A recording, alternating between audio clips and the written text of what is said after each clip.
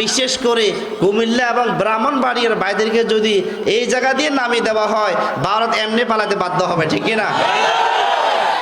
কারণ আমরা যখন ব্রাহ্মণবাড়িয়ার ভাইদের ভিডিওগুলো দেখি, আমি চিন্তা করি আল্লাহ তাআলা তাদেরকে মনে এই জন্য রাখছেন যে এই জাতিকে দিয়ে নরেন্দ্র মোদীকে ভালো করে শায়েস্তা করবেন।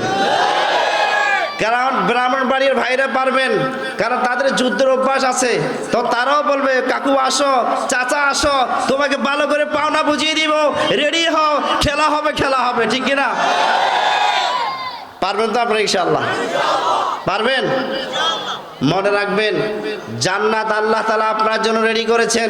রাসূলুল্লাহ সাল্লাল্লাহু আলাইহি সাল্লাম বলছেন ওয়ালামু আন্নাল জান্নাতা তাহতা দিলালিস সুয়ুফ, মনে রেখো, ওয়ালামু জেনে রেখো, আন্নাল জান্নাতা নিঃসন্দেহে জান্নাত তাহতা দিলালিস সুয়ুফ, তরবারির ছায়ার নিচে। আল্লাহর নবী বললেন তরবারির ছায়ার নিচে হলো তোমাদের জন্য জান্নাত। সুতরাং পরিষ্কার হয়ে গেল এই মুশরিকদের বিরুদ্ধে লড়াই করে যারা মারা যাবে তারা ডাইরেক্ট জান্নাতে চলে যাবে। এবং আল্লাহ সুবহানাহু ওয়া তাআলা ওয়াজ করেছেন ওয়ালা তাকুলু লিমান ইউকতালু ফি সাবিলিল্লাহি আমওয়াত বাল আহইয়াউ ওয়ালাকিন লা তাশউরুন।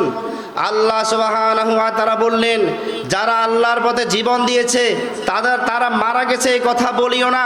এবার এখানে একটা সূক্ষ্ম একটা বিষয় আছে, কোনো ফিসাব যদি মারা যায় তাকে মারা গেছে এই কথা বলিও না, কোরআনে কারিমে কোনো জায়গায় নাই।